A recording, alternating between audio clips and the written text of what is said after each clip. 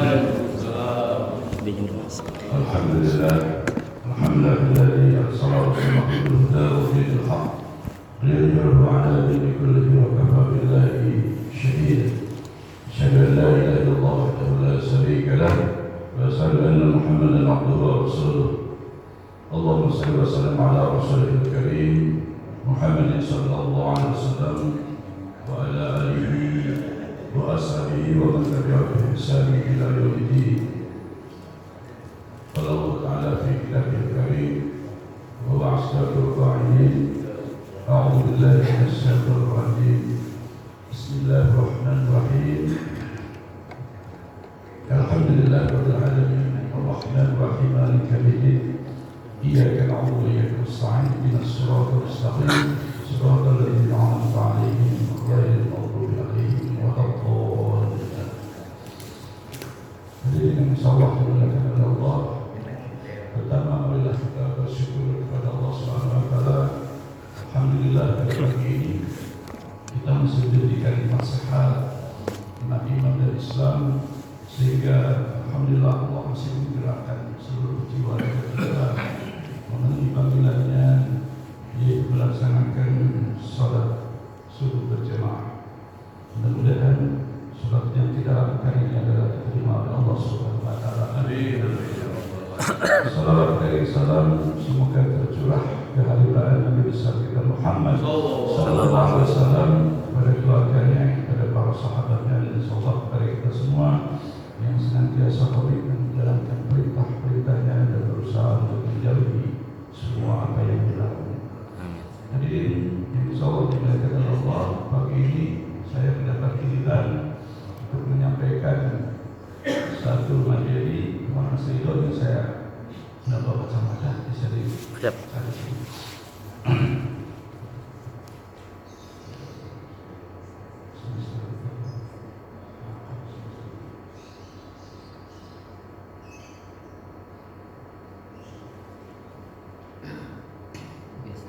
Sambil menyiapkan, kali ini saya mendapat giliran mencoba menyampaikan satu materi atau tema tentang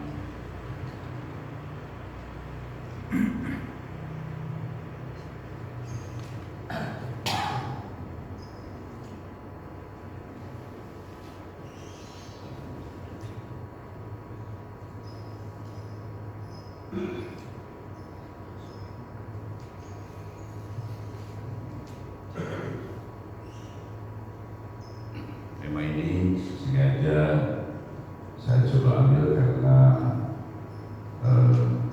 banyak di antara kita di lingkungan kita, ya, apakah kita ini sudah pantas mendapat sebutan dai, ustaz, kiai, dan lain sebagainya.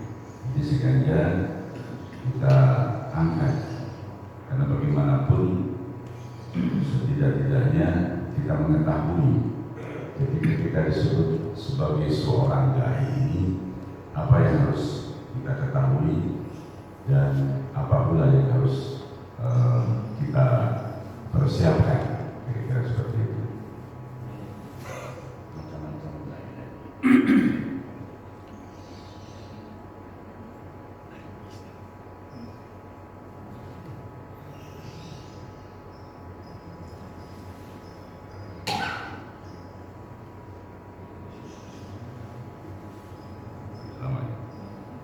Saya juga mencoba menyiapkan satu materi, ya, mudah-mudahan Pak Korti ini tidak banyak bisa dibagikan, ya, hanya sekitar 20.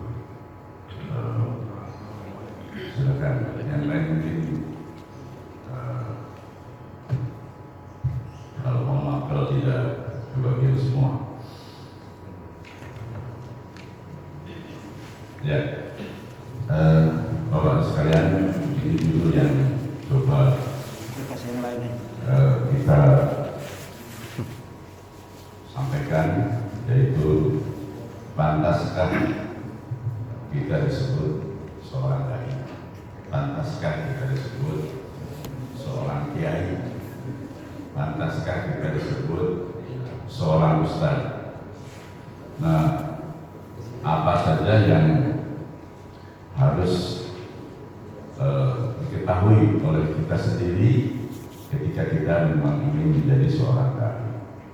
Jadi memang harus betul-betul dan sungguh-sungguh ketika masyarakat sudah menyebut kita seorang ustaz, ketika jamaah sudah menyebut kita sebagai seorang dai, maka kita harus mempersiapkan diri dengan sebaik-baiknya. Ketika kita sudah disebut sebagai seorang guru, maka apa yang harus disiapkan oleh seorang guru? Ini yang terpenting. Ya. Nah, ini saya mencoba memunculkan gambar ini. Ya. Ini sebuah persoalan yang sering terjadi di kalangan atau di lingkungan masjid. Bahkan bukan hanya di masjid, di perkantoran, di proyek-proyek tertentu. Ya, kenapa ini bisa terjadi? Ini adalah sebuah proyek tentang jalan kereta api, tapi kemudian tidak nyambung. Ini yang sedang dialami, bahkan sering dialami oleh para ustaz. Mungkin Pak Abdul bisa kasih komentar apa ini maksudnya, Pak Abdul. Silakan Pak Abdul. Baik, terima kasih Pak Ustaz ini. Ya, bahwa sesuatu itu harus sesuai dengan apa yang direncanakan dan apa yang diharapkan oleh si penceramah dan dai. Karena kalau melihat jalur kereta tadi kan nggak nyambung ya Pak Ustaz ya. Yeah. Makanya biar nyambung itu harus sama visi dan misinya dan harus sesuai dengan audiens yang materi yang disampaikan itu. Gitu. Kalau tidak sesuai, ya nanti kan tidak nyambung jadinya. Gitu. Baik, Pak mungkin ada yang komentari tentang ini? Oh pasti. Ya. Itu kan sama juga bisa diartikan kritis sama mitos, fakta sama mitos. Masih banyak kita berpikir mitos. Misalnya ada ayat-ayat kauniyah, tapi dipahami secara mitos. Padahal ayat kauniyah itu kandungannya itu empirik. Jadi antara pengetahuan dengan keyakinan itu ada jarak. Saya kira itu. Pak Adi, silakan. Ya. Saya ini tentang judul. Tadi judulnya itu apa? Apakah pantaskah kita disebut dai? Dari judul ini sebenarnya kita terlalu berani mengungkapkan judul ini. Karena ukuran itu bagaimana dengan ayat Al-Quran yang mengatakan ajaklah manusia untuk pada tujuan yang baik. Itu di An-Nahl ayat 125. Kemudian jadi kenapa judul ini terlalu berani? Ada asumsi bahwa kita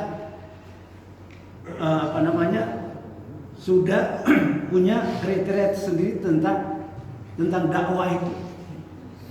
Ya, jadi saya anggap ini judul terlalu berani karena itu pantas kita disebut dai. Ini kan asumsi kita. Terus apa saja yang harus diketahui seorang dai? Ini kan asumsi juga. Nah, ini nanti akan kita lihat nanti di isiannya itu seperti apa. Itu aja. Ya, baik. Terima kasih. Saya potong dulu. Enggak. Silakan. Terima kasih. Ini yang sering terjadi di soal komunikasi. Jadi jika misalnya kita membentuk suatu kepanitiaan, maka kita serahkan kepanitiaan tersebut. Seperti misalnya Idul Kurban ini sudah dibentuk, kita serahkan kepada panitia sepenuhnya. Yang di belakang para pengambil keputusan itu hanya mengevaluasi, sehingga tidak terjadi intervensi tertentu, sehingga proyek atau program itu akhirnya menjadi bersimpangan. Oleh karena itu, seperti misalnya satu contoh sudah dijadwalkan ketika itu jadwal hari Jumat, khotib Jumat. Maka tiba-tiba berubah, yang bersangkutan tidak diberitahu. Nah ini akan terjadi satu kesimpangan, sehingga menyebabkan akhirnya proyek tetap berjalan, tapi kemudian ada sinyal-sinyal yang kurang baik. Nah, ini mudah-mudahan tidak terjadi. Dan ini sering dialami oleh seorang dai. Kemudian, nah ini yang harus dikuasai, harus dimiliki oleh seorang dai. Ya, bagaimana mungkin kita akan bisa berubah? Ya, bagaimana mungkin kita akan menjadi terbiasa melakukan suatu hal yang harus dimiliki oleh seorang dai?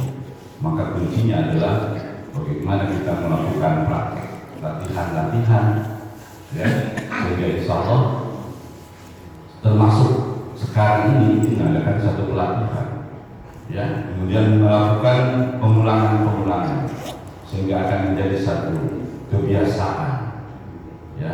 Ya, seorang dai tidak boleh berhenti belajar. Seperti saya menyambung kemarin dari Buya yang lalu, seorang dai tidak boleh berhenti belajar. Kalau dia seorang dai agak dai, ia harus setiap hari membaca Al-Quran, mempelajari Al-Quran, melatih diri, mempelajari hadis, mempelajari keilmuan, mempelajari disiplin ilmu yang terkait dengan bidangnya, sehingga menjadi satu habit, kebiasaan. Kita akan bisa menjadi berubah kalau itu terus dilakukan, ya kan? Belajar Al-Quran, membaca Al-Quran terus-menerus, sekalipun dia sudah habis. Mas Tolik misalnya, kalau enggak dilatih terus, lupanya cepat, ya mas, cepat terus. Maka seorang dai harus terus, nggak boleh berhenti membaca Al-Quran. Kita hari Jumat ada pelatihan, ya, yang dipimpin oleh Ustaz Mahdi. Saya pun ikut di dalamnya. Terus surat-surat pendek saja kalau kita nggak baca lupa. Nah, oleh karena itu kan harus menjadi satu latihan terus-menerus, sehingga menjadi diulang-ulang, ya, pengulangan terus-menerus, sehingga menjadi satu kebiasaan, kebutuhan bahkan pada akhirnya. Nah, ini yang harus dikuasai, yang harus terus dimiliki, ya, oleh seorang dai. Kalau kita memang ingin menjadi dai, ya, nggak boleh berhenti perkembangan ilmu pengetahuan, termasuk dalam media. Kita nggak boleh berhenti, ya. Ali bin Abi Thalib menyatakan, didiklah anak-anak sesuai dengan zamannya, yang bukan pada zaman kita. Nah, sekarang kita ada di zaman milenial, ada di zaman komputer, ada di zaman laptop, ada di zaman handphone. Perkembangan ini mau tidak mau kita harus ikuti, ya kan? Itu juga harus dimiliki oleh seorang dai. Tidak harus memang, tapi ada baiknya. Alangkah baiknya kalau seorang dai itu menguasai teknologi juga. Nah ini selain itu saya munculkan bahwa kita harus berubah dengan melakukan satu kebiasaan, praktek, latihan dan terus-menerus yang tidak boleh berhenti. Kalau memang ingin dari dai, ingin dari guru, ya. Tapi ketika ingin menjadi jamaah biasa saja, ya sudah baca Quran, nggak perlu terlalu bagaimana. Tapi ketika kita ingin menjadi seorang dai, ingin menyampaikan, maka kita harus memiliki sikap seperti ini yang saya tampilkan di dalam slide ini, sehingga insya Allah akan menjadi kebiasaan. Rasa-rasanya kalau hari ini satu hari saya membaca Quran, nggak mempelajari Quran, nggak mempelajari tafsir, rasa-rasanya kayak perhutanan. Pak Jatmiko luar biasa, tiap hari dia membaca dan berbagai disiplin ilmu. Dia harus terus-menerus, nggak boleh. Nah ini. Kemudian, nah ini lanjutan dari slide yang tadi, bahwa dai dan perubahan harus memiliki mental yang tumbuh terus-menerus, mengupgrade diri, nggak boleh berhenti belajar, ya, belajar dan belajar terus, ya, sehingga karena merupakan satu kebiasaan, tidak perlu apapun ternyata menjadi hafal. Nah itu. Kemudian yang kedua, jiwa positif, memulai cara-cara baru, ya, termasuk kita harus menguasai juga, ya, tentang teknologi. Jadi jangan kemudian memang kita hidup di zaman ini, ya, zaman sekarang ini harus mengetahui informasi teknologi harus, ya, komunikasi terus, nggak boleh berhenti. Sehingga insya Allah dengan seperti itu jiwa kita menjadi positif, dan cara-cara baru pun untuk menyampaikan cara-cara baru itu salah satunya dengan infocus misalnya. Cara-cara baru misalnya dengan yang lain-lainnya ya. Sekarang misalnya dengan banyak dakwah, dengan TV, dengan radio, ya, dengan surat kabar. Surat kabar sudah tidak begitu populer. Jadi kita harus ikuti, ya, cara-cara baru itu harus kita ikuti. Kemudian yang ketiga, keterampilan berpikir kritis melawan mitos tadi yang sampaikan Pak Cat. Ya, jadi kita juga harus mampu sebagai seorang dai untuk melawan mitos-mitos yang memang bertentangan dengan ayat-ayat Al-Quran atau Al-Hadis misalnya, seperti itu.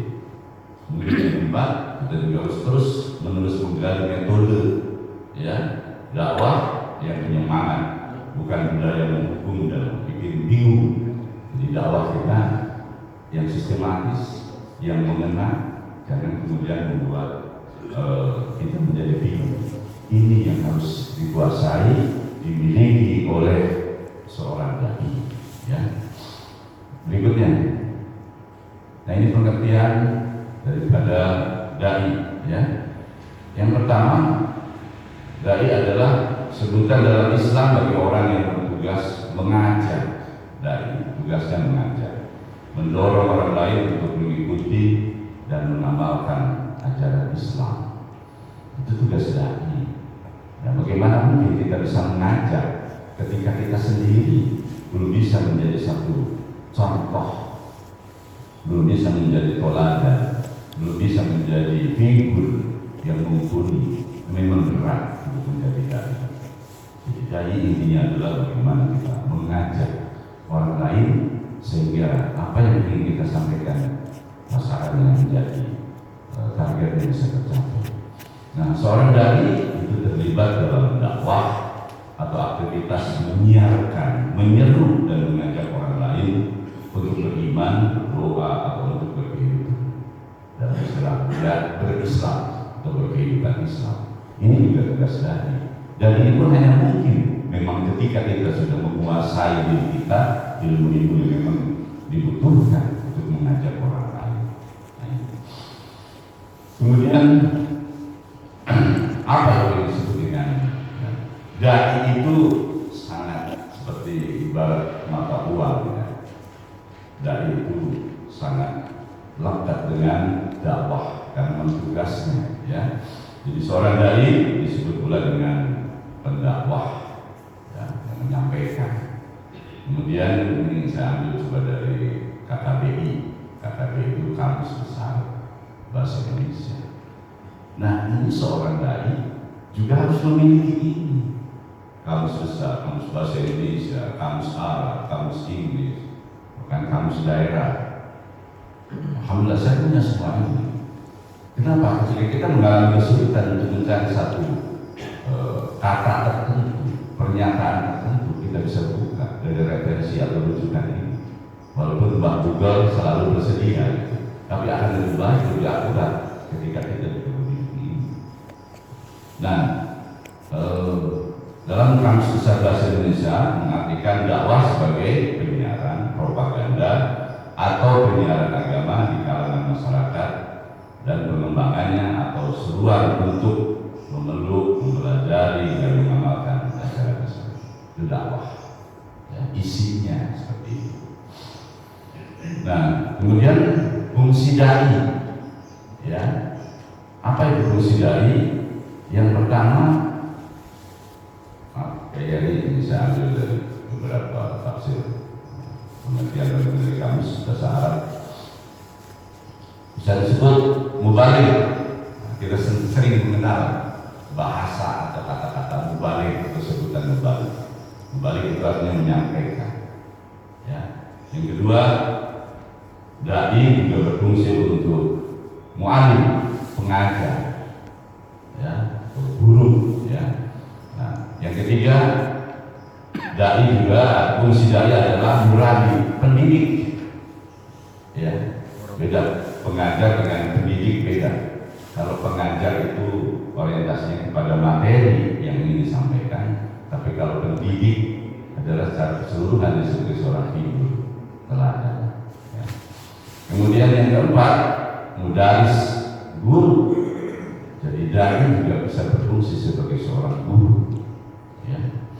Kalau Mas Torik dikoreksi kalau salah. Yang kelima itu mu'alim, pendidik juga. Ya. Kemudian yang keenam, fungsi dai juga sebagai mursyid, pembimbing. Ya. Kemudian yang ketujuh, fungsi dai juga adalah sebagai mutasyar, artinya konselor, penyuluh. Ya. Mungkin kalau dalam bahasa psikologinya ya psikolog, ya, mengarahkan, meluruskan. Kemudian yang kedelapan, fungsi dai juga sebagai mu'alis, yaitu terapis. Nah, itu ada sahabat kita di sini ya, misalnya Pak Suryadi ya, yang di Blok C, dia sebagai terapis, buka di rumah. Nah itu biasanya kalau di kampung-kampung, ya, bahkan ketika sakit minta air kepada seorang kiainya, kepada dai-nya, dan dari sugestinya air diminum dengan doa itu, dengan didoakan oleh kiainya bisa sembuh, terapis. Atau persoalan-persoalan kejiwaan lainnya. Nah ini fungsi dai. Oleh karena itu makanya dai itu kalau di daerah-daerah betul-betul memang harus bersih jiwanya, ya, sehingga bisa melakukan satu terapis. Kemudian yang kesembilan, fungsi dai juga sebagai mudasi, yaitu pengatur, ya, mengatur satu acara kegiatan apapun. Ya. Kemudian yang ke-10 sebagai mutawwil, pemberdayaan, ya. Kemudian yang ke-11 sebagai muhadis, ya, motivator, dan yang ke-12 sebagai mubahis, yaitu juga sebagai peneliti. Dan itu fungsinya termasuk peneliti juga, sehingga ketika menyampaikan dia memiliki data. Jadi jangan asal bicara tidak punya data. Artinya bahwa dai harus mampu melakukan satu penelitian yang dikaji antara kebenaran Al-Quran misalnya dengan yang dia teliti. Sebagai satu contoh misalnya surat Yasin ayat 65, al-yawma nakhtimu ala afwahihim wa tukallimuna aydihim wa tashhadu arjuluhum bima kanu yaksibun. Bagaimana kebenaran ayat ini? Bahwa suatu ketika mulut kita akan ditutup dan jari atau tangan-tangan kita akan dimintakan untuk bicara. Ya, jadi yang akan bicara itu nanti tangan, jari. Ternyata tidak menunggu sampai hari kiamat. Itu kan kalau diteliti sangat luas. Ya, bagaimana mungkin tangan bisa bicara? Ternyata sekarang sudah bicara. Saya ngetik, saya ngirim WA ke Pak Kadri, Pak Ustadz Kadri, kan dari tangan yang bicara tangan. Nyampe ke beliau dalam bentuk tulisan. Itu dari satu ayat saja kalau karena kebenaran Al-Quran itu biasa. Ya kan? Bahwa mulut kita suatu ketika akan ditutup pada hari nanti ketika dimintakan pertanggungjawaban, tangan yang akan bicara. Ternyata sekarang tangan sudah bicara. Enggak nunggu lagi ya. Saya ngetik, saya kirim WA, kirim SMS, kirim email dengan tangan. Ya, mulutnya udah nggak bicara, tapi tangan. Ini satu contoh bahwa seorang dai juga harus mampu melakukan penelitian dan banyak kebenaran Al-Quran yang bisa dibuktikan dengan hasil-hasil penelitian. Nah inilah mengenai fungsi dai. Kemudian macam-macam dai. Nah ini teori ini saya adopsi dari teori-teori pendidikan mengenai macam-macam dai. Saya kirim Pak Ustadz Mahardi, Pak Ustadz Kadri, Pak Iin gitu, menguasai karena ini terkaitan dengan seorang pendidik, seorang dosen, seorang guru. Maaf ya kalau ada yang saya kolaborasikan dengan teori komunikasi, saya kolaborasikan dengan teori-teori pendidikan. Macam-macam dai ya. Yang pertama, dai wajib. Ya, nanti saya jelaskan pada contoh-contoh berikut. Yang kedua, dai sunnah. Ini dicari di mana juga ada. Yang ketiga, dai mubah. Yang keempat, dai makruh. Yang kelima, dai haram. Apa dari kelima ini? Nah ini, dai wajib. Dai yang keberadaannya sangat dibutuhkan dan ketidakhadirannya membuat orang lain kehilangan. Ini dai wajib. Ini hanya istilah saja ya. Saya mencoba mengistilahkan. Saya coba kolaborasikan antara teori pendidikan dengan teori komunikasi. Kemudian karakteristiknya, dia bekerja dengan tulus, administrasi lengkap, kemampuan menyampaikan materi bagus. Selain sebagai dai, juga aktif dalam berbagai kegiatan, memandang bekerja itu sebagai belajar dan ibadah. Ini idealnya dai seperti itu. Ya. Nah, sehingga insya Allah nanti nyambung nggak judul yang saya berikan tadi, tema yang saya berikan tadi, yang isi materi ini. Nah ini dai wajib. Jadi dai wajib itu keberadaannya sangat dibutuhkan dan ketidakhadirannya membuat orang lain kehilangan. Yang kedua, dai sunnah, ya, yaitu dai yang keberadaannya dibutuhkan tetapi ketidakhadirannya tidak membuat orang lain kehilangan. Kemudian karakteristiknya bekerja pamrih, ya, kemampuan bagus, memandang bekerja untuk mendapatkan sesuatu atau ibadah. Nah ini dai sunnah, ya. Nanti kita masuk dalam kategori mana, ya. Yang ketiga, dai mubah, yaitu dai yang kehadiran dan ketidakhadirannya sama saja, nah, tidak berpengaruh, enggak ada pengaruhnya. Karakteristiknya bekerja asal menggugurkan kewajiban, tidak mempunyai keinginan meningkatkan kemampuan dan karirnya. Di awal tadi saya sudah bilang, kita kalau mau jadi dai, ya terus-menerus meningkatkan kemampuan kita, kualitas kita, keunggulan kita, belajar. Kalau istilah Pak Ustadz Mahdi harus juga mau mendengarkan orang lain ketika orang lain sedang mengisi materi atau ceramah. Nah itu administrasi asal ada, kadang-kadang fotokopian dari mana, selesai dakwah langsung pulang, tak peduli lah, pokoknya udah selesai. Ini dari mudah ya, bajul mubah. Yang berikutnya dai makruh, ya, yaitu dai yang kehadirannya tidak diharapkan atau bermasalah, sedangkan ketidakhadirannya, ya, membuat orang lain merasa tenang, ya. Jadi justru dia tidak diharapkan kehadirannya. Karakteristiknya selalu usil terhadap pekerjaan orang lain, senang mengkritik orang lain atau atasan, tetapi bila disuruh bekerja tidak mampu, pekerjaannya tidak baik. Ini dai makruh, ya. Kemudian yang terakhir dai haram, ya, yaitu dai yang kehadiran dan ketidakhadirannya bermasalah. Ya, karakteristiknya cenderung berperilaku tidak baik. Jika dia tidak hadir, banyak orang bersyukur, alhamdulillah. Kan banyak ya, ketika kita jadi murid SD, SMP, gurunya hadir, alhamdulillah.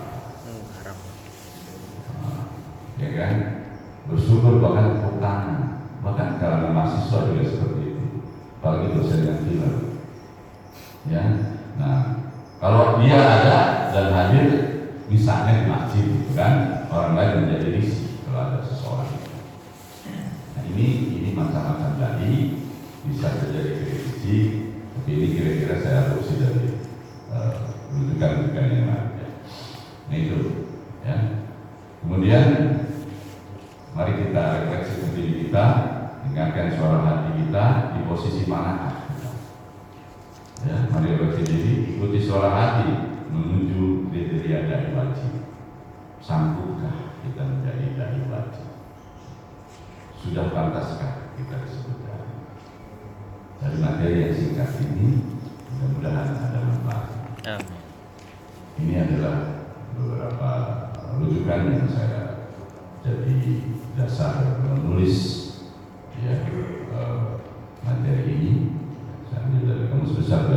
analisa, kemudian dari psikologi, kemudian dari beberapa yang lainnya ya, termasuk yang lain-lain.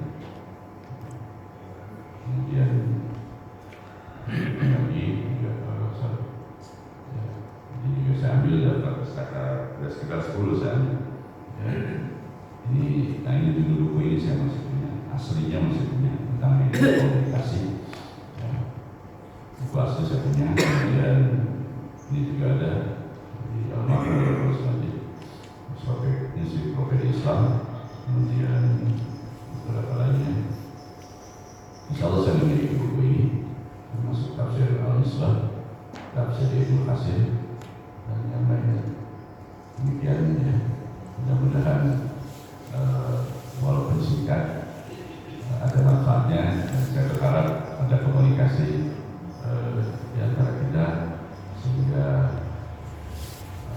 bisa melengkapi referensi saya yang mungkin masih sangat-sangat kurang terkaitannya dengan ini. Silakan barangkali Pak MC moderator, demikian saya. Wassalamualaikum warahmatullahi wabarakatuh. Waalaikumsalam.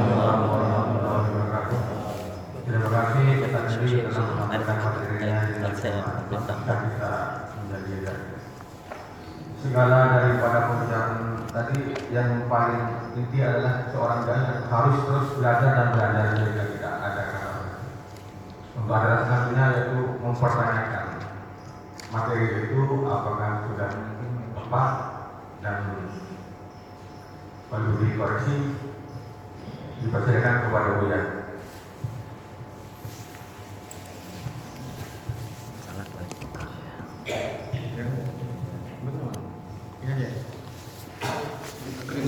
Buya kan suaranya teruji. Terima kasih. Saya sangat bersyukur Pak.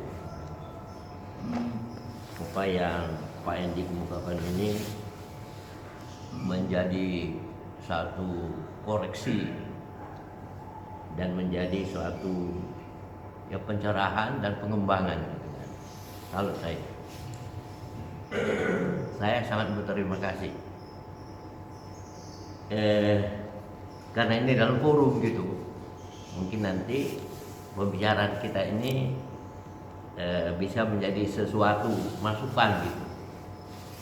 Ya, jadi ini sangat bagus ini kan ya. Dan saya pun berharap nanti ada satu istilah-istilah ini, karena ini bicara dai, bicara dakwah, bicara nanti mu'alim, murabi dan mudaris ini kan bahasa Arab ini kan ya.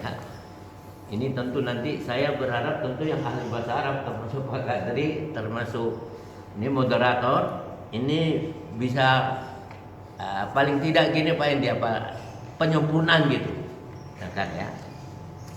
Apakah istilahnya nanti, apakah tulisan Pak Endi ini ada istilahnya jadi apa dai? Yang saya sangat ini namanya itu, jadi fungsi dai ini menurut hemat saya bagus sekali ini, ya kan ya. Tapi begitu bicara tentang macam-macam dai, ini persoalan saya lah, persoalan kan ya, macam-macam dai, ya kan ya. Karena bisa wajib, sunnah, mubah, makruh dan haram ini itu tentang hukum sesuatu pekerjaan. Tapi bicara dai, nah ini tidak begini gitu. Karena dai itu dia contoh, ya. Jadi contoh baik dia. Kalau tidak baik, dia tidak sampai ke derajat dai dia kan ya. Nah, malah kita bisa katakan wah ini tukang recok gitulah, apa istilahnya kan ya. Jadi dai itu pengajar, dia memang posisinya untuk posisi bagus, ya kan ya.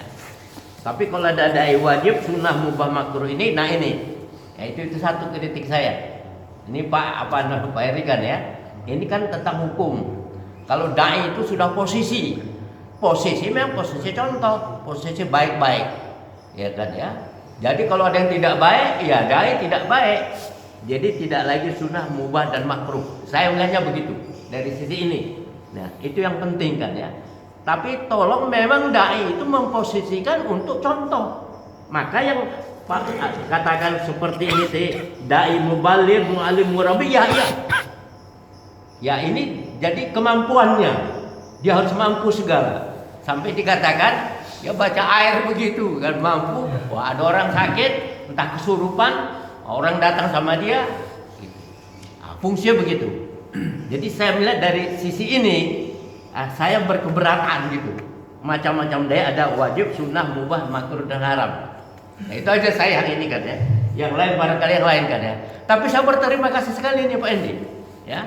Karena dai itu memang contoh, ya. Dia itu harus sampai ke tingkat contoh. Ya, yang contoh itu makin lama kita sudah ke sana memperbaiki diri, ya. Ya Nabi Muhammad dulu tidak tahu apa-apa, tapi bisa baca, bisa ini sehingga dia jadi contoh.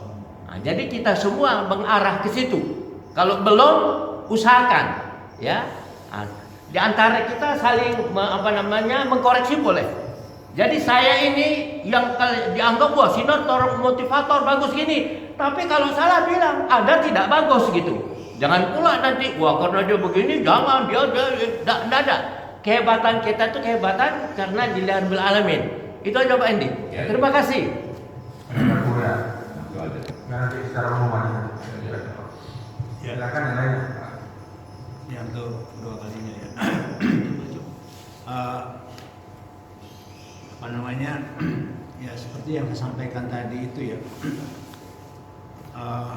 Dari segi judul ini memang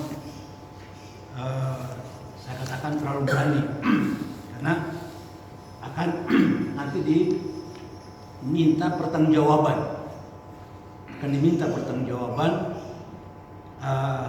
kriteria itu kan, apalagi dipantaskah kita menjadi dai, referensi yang memang yang absolut, referensi yang absolut adalah Al-Quran. Karena kata dai ini berasal dari Al-Quran. Bahasa vulgar itu bahasa Arab, tapi bahasa Arab Al-Quran. Jadi ini yang harus kita gali betul secara substansi dai itu. Sehingga tadi itu ya itu sunnahnya itu. Tadi seperti dai wajib dan yang lain. Tapi kalau secara substansi seluruh umat manusia itu adalah dai.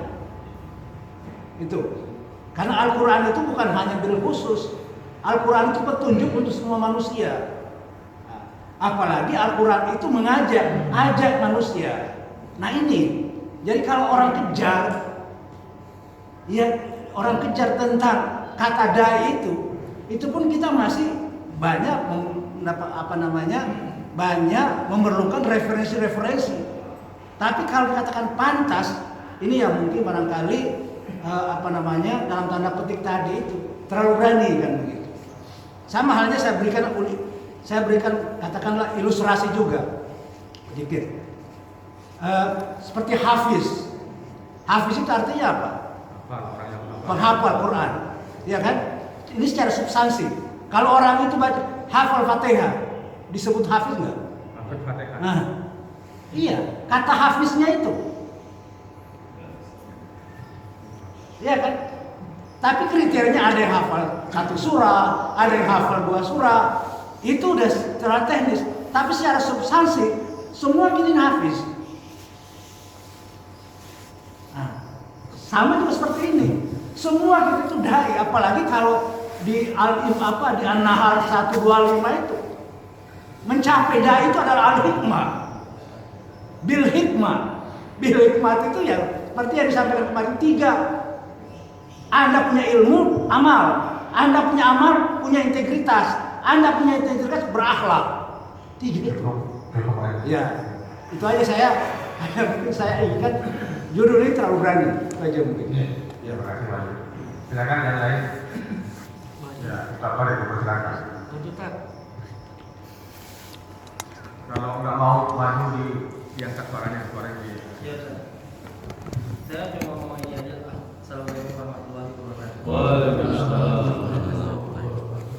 Saya cuma mau mengkritisi bukunya aja, mungkin supaya mungkin lebih bagus lah seperti itu. Kritik yang pertama, Ustaz, di halaman 2, Ustaz. Ya, alhamdulillah. Tentang apa? Change your habit. Nah, kalau sepenglihatan saya itu kata praktis kalau dijadikan dua itu, saya awal melihatnya ini apa? Ice itu mungkin fontnya dikecilin dikit. Jadi kelihatan langsung praktis. Terus juga yang bawahnya. Jadi Ion. Ion. Awalnya apa nih? Ice ya.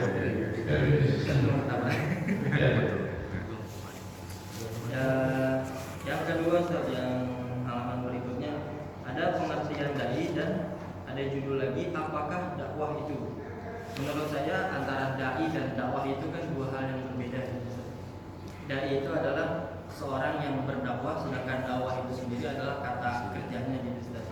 Tapi yang saya lihat dari sini, di apakah dakwah itu definisinya bukan yang awalnya seorang dai disebut pula dengan pendakwah. Jadi ada loh kok jadi dai lagi. Yang menurut saya ini sih. Terus bawahnya lagi ada fungsi dai. Yang nomor pertama mubalik. Tapi Ustaz naruhnya menyampaikan. Menurut saya mungkin mubalik itu artinya penyampai. Kan bawahnya itu ada pengajar karena ada huruf mim kalau dalam bahasa Arab dalam ilmu sorofnya ada mim itu berarti apa namanya isim fa'il ya. Terus juga mubahis kita dalam ini juga kadang menyebutnya sebagai bahis dan seringnya itu sebagai siapa penelitinya manual bahis seringnya itu bahis cuma mubahis juga sama aja sih. Terus yang terakhir Ustaz yang macam-macam dai wajib dai sunnah. Ini sangat hebat, sangat bagus sekali. Cuman kalau dalam sisi ilmu mantik Ustaz, ilmu mantik itu kan ilmu mendefinisikan. Menurut saya definisi yang Ustaz taruh di sini kalau dalam ilmu mantik itu kurang, nggak ada jami sama maninya Ustaz. Jami sama mani. Jadi jami itu makna-makna yang terkandung dalam kata ini semuanya terkumpul dalam satu definisi. Juga mani itu jangan sampai makna-makna yang di luar kata ini masuk ke dalam definisi ini. Jadi kalau saya baca dari yang keberadaannya sangat dibutuhkan dan ketidakhadirannya membuat orang lain kehilangan, ini pun juga masuk kalau kita ganti kata dai-nya misalnya karyawan wajib, karyawan yang keberadaannya sangat dibutuhkan dan ketidakhadirannya itu juga masuk. Ya. Itu menurut saya. Ya. Mungkin Luar biasa sekali. Yang lain. itu aja satu sudut. Yang silakan. Pasal. Assalamualaikum warahmatullahi wabarakatuh. Maju. Ini Pak, disediakan dengan dia. Oke, baik. Iya, biar silakan pakai mic. Biar Masjid Al Barkah juga.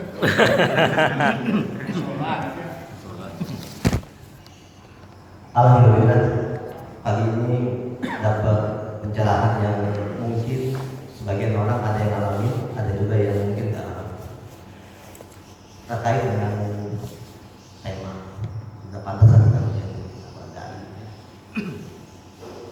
Saya teringat dulu ketika saya masih kerja itu sibuk benar ngurus dunia terus. Emang sih udah dapat tuh hasilnya, punya ini punya itu dan segala macam. Tapi nggak tenang. Akhirnya saya berpikir, kenapa nih nggak tenang? Saya kerja di Bintaro. Kebetulan di sana ada masjid, ada beberapa masjid yang suka saya pulang kerja, saya sholat maghrib di sana. Lalu ada yang belajar bahasa Arab, saya ikut bahasa Arab. Terus ada yang belajar tahsin, saya ikut tahsin, pulang kerja. Lama-lama kok hati ini jadi berubah gitu.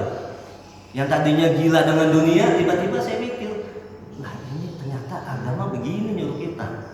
Akhirnya, jadilah saya sekarang orang yang lebih cenderung ke akhirat. Karena udah banyak nasihat-nasihat yang pernah saya datangin. Dan saya belum menganggap diri saya sebagai seorang dai atau apa. Tapi saya tertarik dengan yang disampaikan oleh Pak Ustadz tadi. bahwa kita ini semua pendakwah. Karena memang nanti kita sebagai seorang suami itu akan menjadi pertanyaan dari istri kita. Dan saya teringat Nabi pernah bersabda, "Talabul ilmi fardhatun 'ala kulli muslim." Menuntut ilmu itu wajib bagi setiap muslim. Jadi secara nggak langsung, secara status mungkin kita belum jadi dai, belum jadi ustadz atau kiai, tapi secara individu kita akan ditanya oleh Allah bagaimana kita bisa mendidik istri anak kalau kita nggak punya ilmu. Artinya kan kita dai juga di rumah tangga kita. Nah dengan cara itulah akhirnya saya walaupun bagaimanapun juga saya harus tega meninggalkan tempat kerja saya. Dalam rangka apa? Dalam rangka untuk mentaati Allah. Dalam rangka untuk supaya ilmu yang saya punya anak istri dan saya ngerti. Jadi saya tertarik dengan yang disampaikan oleh Pertanyaannya apa? ya ini sih bukan pertanyaan kali ya, cuma saya senang aja. Komentar. Saya senang aja di sini yang saya poin dai dan perubahan mental satu mental yang tumbuh. Ini kita harus ngikutin semua. Karena apa? Alhamdulillah di pagi hari Jumat ada Ustaz Tawadi ada tasir. Itu membuat kita mental jadi belajar. Intinya sih satu, kita harus banyak membaca seperti Al-Quran, tafsir dan sebagainya dalam rangka untuk membina jiwa kita. Kita nggak tahu, jangan-jangan habis ngomong gini besok saya mati. Itu yang harus kita persiapkan. Mohon maaf, assalamualaikum warahmatullahi wabarakatuh. Waalaikumsalam. Nggak ada pertanyaan tapi doa. Kepada yang lain, silakan. Silakan. Ya. Bismillahirrahmanirrahim. Assalamualaikum warahmatullahi wabarakatuh. Ya, tadi juga Ridho juga sangat tertarik dengan materi yang disampaikan sama Ustadz Endi. Materinya bagus sekali, ada kriteria tugas-tugas. Tapi kalau misalnya disampaikan tadi tugas-tugas sama Ustadz Endi, banyak juga tugasnya Ustadz ya sebagai seorang dai ya. Nah ini kan menjadi sebuah ibaratnya itu pertimbangan untuk kita yang mau menjadi seorang dai. Tapi di sini mungkin Ustadz belum menjelaskan tentang manfaat sebagai seorang dai gitu. Bagaimana kita kalau misalnya mau mengambil sebuah komitmen atau sebuah tantangan harus diimbangi dengan harapannya apa Ustadz gitu. Mungkin bisa disampaikan manfaat menjadi seorang dai seperti apa? Terima kasih. Untuk yang lain, silakan. Assalamualaikum warahmatullahi wabarakatuh. Maju. Perhatian pada Mik. untuk ini bagian itu yang sudah disampaikan. Kan bahwa ada yang menyampaikan untuk menyampaikan materi yang disampaikan. Karena punya tanggung jawab. Nah, maka daripada itu bagian ini kita ingin mudah-mudahan ini terus Kabel. dan sebagai masukan dalam baliho ini ada waktu ada dua kali beda dua. Waktu pertama memang instruksi ataupun hadir lain yang dikhususkan kepada para pembimbing, para mursyid di sini. Nah ini para pembimbing itu untuk menyampaikan maksudnya kepada peserta baliho yang memang berkeinginan untuk menjadi dai yang tidak sekedar dai untuk diri sendiri ataupun keluarga. Karena kenapa di situ adalah peran daripada pembimbing. Nah, maka di hari Sabtunya, itu adalah praktek apa yang telah diajarkan oleh para pembimbing. Maka pembimbing itu memang betul-betul bekerja untuk peserta yang ingin belajar menjadi dai, sehingga tidak langsung praktek bagaimana yang keduanya. Dan tentu ini peran daripada DKM ini sangat besar karena tidak sekedar yang berjalan, tapi memang betul-betul punya tujuan bahwa Al-Iman akan mencetak dai-dai yang baik. Juga ini mudah-mudahan karena bagi yang menyampaikan untuk praktek dai itu sudah ada konsekuensi yang harus ditanggung. Apalagi di sini ada yang baik, tentu itu ada indikatif pada diri. Begitu. Barangkali itu saja yang kan mudah-mudahan ini ada perubahan-perubahan dalam tata kelola radio ataupun pelatihan. Terima kasih Pak Sugeng. Mohon maaf kepada semua jemaah karena waktu Saya 2 menit Bang. Satu menit. Setelah Buya ada satu lagi, siapa saja boleh satu lagi Pak Jan, ya. Silakan Buya. Ya, saya tulisan ini bagus Pak. Ini tulisannya bagus. Saya berharap ini ngusul sama Pak Ende ini kan ya. Di tengah kita masih ada, katakanlah saya yang dikatakan Pak Hanafi, ya punya pikiran bagus. Jadi ini tolong disempurnakan gitu. Apakah nanti tulisan beberapa orang, kalau DKM gitu merasa ini bisa dipublis, karena ini bagus sekali, ya dilengkapi gitu. Jadi tidak sampai di sini gitu kan Pak. Ini menjadi satu guidance nanti, ya kan ya. Tapi disempurnakan gitu, dengan memasukkan nama-nama yang berkompeten juga. Itu usul saya. Terima kasih Pak Andi. Nanti yang terakhir Pak Jatulo. Mudah-mudahan kasih waktu berapa menit? 3 menit. Saya kalau Ada 2 menit. 3 menit. 3 menit. Hanya 2 Pak narasumber, Pak Ustadz ini yang saya tanggapi. Yang pertama adalah mitos tadi ya, yang ada mitos. Biar masuk. Jadi contoh ini kepada moderator kalau mau nanya, tapi kayak gini, saya kasih contoh nih, ya. Ini ngasih contoh ini juga mental gitu. Jadi mitos ini yang kadang-kadang mempengaruhi kita. Ambil contoh, Mandalika sama Formula E. Mandalika pakai hujan. Dari mana? Karena keyakinan, mitos. Kalau dari Formula E itu pakai ilmu pengetahuan. Berdasarkan riset data saksi mitigasi dari BMKG. Ini contoh, ya kan? Yang kedua contoh, ada hadis sahih, palsu, hasan dan sebagainya. Artinya apa? Dengan adanya hadis-hadis yang begitu, kita kritisi. Ya, saya agak gemetar gitu. Kok disalahkan? Jangan begitu, beliau itu sudah menganggap wajah beliau udah mundur begitu. Saya kalau postingnya betul gak ini hadis? Karena dicocokkan. Tapi karena keyakinan terhadap ulamanya nggak boleh diganggu-gugat. Soalnya begini gitu. Yang ketiga adalah dai ya. Dai itu menurut saya panggilan jiwa. Sepintar apapun, sehebat apapun Anda memahami Al-Quran, tapi kalau tidak terpanggil jiwanya untuk menyampaikan, kalau kata begitu, wa manhum bi aqlabihim, saya harus menyampaikan itu. Ada motivasi. Tapi kalau panggil jiwa dimanapun, di sana. Gitu ya. Jadi ada 2, sebagai dai sebagai panggilan jiwa dan dai sebagai profesional yang punya harga.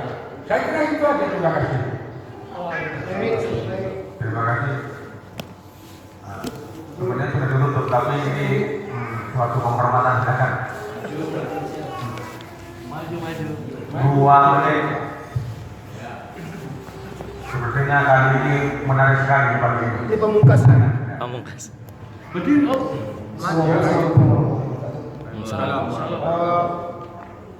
Dari tadi kemarin menarik luar biasa. Tapi dari sisi walaupun tadi diskusi sama Mas Tori, ya, pada poin-poin dari hal wajib sampai haram tadi, saya kritik positif kualitasnya. Karena dimanapun kita harus berani koreksi, di mana level kita di situ, dan kita berani introspeksi. seperti kita tadi misalnya jelas apa kita lihat itu cuma sebagai testimoni, just to tell. Karena kita belum suatu potret ideal memang susah kata-kata, tapi kita belum jauh dari situ. Misalnya kita bicara bla bla bla, tapi kita pakai nano, tapi kan nilai dari materi kita juga akan kosong. Itu yang kita prinsipal bersama. Kalau masalah itu mungkin saya pikir masalah fun aja. Kemudian masalah 4 tadi saya sepakat untuk introspeksi. Karena kadang-kadang itu materi, kadang-kadang kita bisa bla bla bla, tapi kita prakteknya nol. Yang itu yang pertama. Itu yang ketiga, yang ke-12 mungkin kalau menurut kami itu bukan suatu yang instan belum masih kita pakai. Kita bukan berarti seorang itu harus ikut dia fungsi 12 tadi. Dia jago motivator, jago mengajar. Jadi kalau semua instan itu nanti takutnya dia pokok lontong semua bisa. Itu yang salah. Kalau seorang pokok lontong itu dia suka aja menghasilkan di luar kompetensinya. Itu aja. Assalamualaikum warahmatullahi wabarakatuh. Waalaikumsalam. Terima kasih semua jemaah. Apalagi juga kamu dapat bacakan. Terima kasih teman-teman semua jemaah. Pertama saya menanggapi tentang Buya, ini hanya bagian kecil materi. Ya, materi ini hanya belum lengkap karena waktu. Ya, biasanya saya menyampaikan itu sampai 2 jam. Ya. Tapi karena waktu yang sangat singkat, insya Allah nanti Buya akan disempurnakan. Karena dakwah itu kan ada 4 ya, mungkin Mas Tori ya. Yaitu di lisan, saya menyampaikan dengan lisan. Yang kedua, kolam dengan tulisan. Ini saya coba sajikan dengan tulisan. Ya, saya mencoba 4-empatnya digabungkan. Kemudian dengan perbuatan. Jadi lisan dengan tulisan dengan perbuatan. Nah ini yang paling berat dengan perbuatan.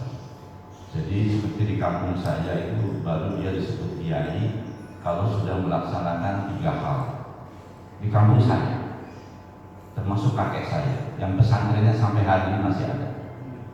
Pesantren kakek saya. Yang pertama baru disebut kiai apabila dia melaksanakan puasa Senin Kamis nggak pernah batal seumur hidupnya. Baru disebut kiai.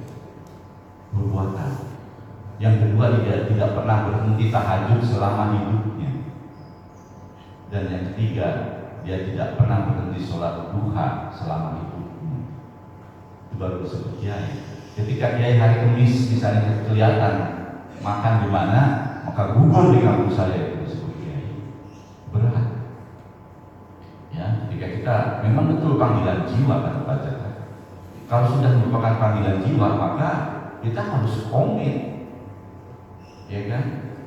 Apalagi misalnya memang kita dai itu dia bangga terakat banget dengan masjid. Nggak boleh tidak. Ya kan? Tidak harus di masjid ini. Nah itu jadi tentang dia ya, tentang Pak Hadi memang berat judul ini. Saya mencoba menampilkan ini sebagai yang tadi disampaikan Pak ini sebagai koreksi kita. Sudah enggak kita pantas disebut-sebut dapat sebutan ya. Ketika sudah, maka ketika subuh pun ya kita harus ada syarat berada di masjid. Apalagi dekat, nggak ada alasan lain karena sibuk karena ini enggak ada. Tidak harus di masjid ini. Itu panggilan. Sehingga untuk koreksi kita pantas nggak sih? Walaupun semuanya adalah betul menyampaikan kita ini memang sebetulnya semuanya adalah dai.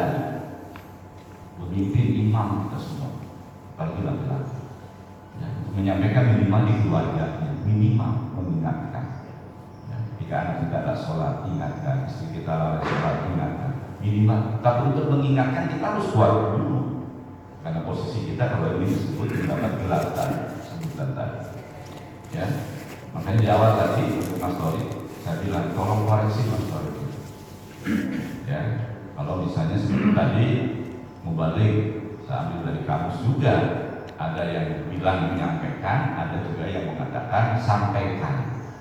Ya. Dan kemudian dari rujukan yang berbagai macam. Jadi, nah kalau kemudian persoalan ini tadi yang kita juga oleh Pak Yus sudah disampaikan, nah ini memang ponnya aja ya. Tapi tidak mengurangi, mudah-mudahan tidak mengurangi mana. Karena kadang-kadang saya buat konsep, saya buat gambar. kadang-kadang yang buat staff saya, tolong buatkan ini. Nah setelah tampil begini, saya kadang-kadang nggak koreksi lagi. Nah, jadi saya mencoba ini senior saya, yuk kita berubah, membuat suatu kebiasaan ini menjadi yang lebih baik, melakukan praktek, repetition itu artinya pengulangan, ulang-ulang. Yang tadi bilang baca Quran pun kalau nggak diulang-ulang lupa. Jadi harus terus sehingga menjadi satu habit kebiasaan. Ini yang harus dimiliki oleh kita, bukan hanya orang dai aja, tapi utamanya dai harus seperti itu. Makanya yang saya tampilkan di dalam dulu apa yang harus kita lakukan sebagai seorang dai, yang harus diketahui seorang dai. Di antaranya selain itu. Nah, banyak contoh referensi. Saya coba mengkolaborasikan, saya coba buat bagian seperti ini. Ya, saya nggak bisa gambar ini. Saya nggak bisa, tapi saya punya staff yang ahlinya. Ya kan? Kita tidak bisa, tapi kita bisa memanfaatkan teman kita, sahabat kita. Ya, nah, itu memang harus dipersiapkan. Dan yang berikutnya adalah tadi perbuatan. Yang berikutnya adalah doa. Makanya tadi saya di awal baca surat Al-Fatihah, kita berdoa bersama. Ketika empat ini dikolaborasikan menjadi satu, maka itulah fungsi sebagai seorang dai. Ya, itu bilisan, tulisan, kemudian perbuatan dan doa. Makanya saya biasanya kalau memberikan pelatihan ini, setiap orang itu punya file yang ada komponennya itu. Sehingga setiap saya kasih materi, dia langsung ada komponen. Memang panitianya jalan, masukin track. Sehingga pulang itu punya, besoknya datang lagi hari Sabtu, dia bawa itu lagi udah materi yang berikutnya nyambung. Tergantung Pak Paudi dan Pak Heri, bisa nggak kita administrasikan seperti itu? Jadi bawa pulang udah ada file yang ada hektarnya, ya. Besoknya lagi dapat lagi. Itu yang diharapkan oleh Buya dan oleh Pak Desa. Insya Allah kalau memang dikoordinir dengan baik, maka akan menjadi satu buku. Masalah kemudian dari Buya mengatakan apakah ada narasumber lain maupun siapapun saya bisa menampilkan ini tidak kecil, belum seberapa. Ya. Nah kemudian yang lain saya pikir saya tadi terima kasih dari koreksinya. Kemudian yang Pak Adri sudah ya, Pak Jak, ya betul Pak Jak, memang panggilan jiwa. Kalau udah panggilan jiwa harus jadi contoh terus, ya kan? Sholat jangan aneh, ya, karena tidak bertugas menjadi apa? Harus tidak ke masjid, tidak kecuali ada halangan lain itu silakan. Masjid bukan harus kalimat saja. Pastor itu juga pernah menyampaikan, belakangan ini saya agak malas, ya harus dirubah. Gimana supaya tidak malas? Sudah dapat panggilan ustaz, berat panggilan ustaz. Kalau mau panggilan ustaz, sholat tadi nggak boleh telat. Ya kan? Nah itu makanya koreksi, sehingga saya mencoba mengkolaborasikan dengan teori-teori pendidikan, maka menjadi 5 dalam hukum Islam tadi, wajib, sunnah, haram, makruh dan seterusnya. Nah itu kita ada di posisi mana? Nah kira-kira seperti itu, berusaha untuk menjadi yang terbaik, ya kan? Sebagaimana sebutan orang-orang yang sudah melekat kepada diri kita. Barangkali itu mudah-mudahan yang disempurnakan oleh tim koordinator. Ya, saya pengennya setiap yang hadir di sini itu bawa file, ada materi lagi Pak, seperti itu. Ya, kalau hanya lisan saja saya bisa juga, nggak perlu pakai administrasi. Memang perlu biaya, ya kan? Dan saya sudah siap dengan seperti ini, ya kan? Sehingga akan disebut dari makruh kan? Saya siap, ya, untuk dakwah itu harus segala sesuatu harus siap, materi maupun model materi dan sebagainya. Terima kasih, mungkin itu ya yang bisa disampaikan, sehingga mudah-mudahan kita juga harus terus ya belajar tentang perpustakaannya, rujukannya dari mana sehingga kita jadi kuat. Ya, yang jelas saya disampaikan Pak Tadi, Al-Quran dan Hadis itu menjadi sumber hukum utama. Ya. Terima kasih. Wassalamualaikum warahmatullahi wabarakatuh. Wassalamualaikum warahmatullahi wabarakatuh. Waalaikumsalam warahmatullahi wabarakatuh.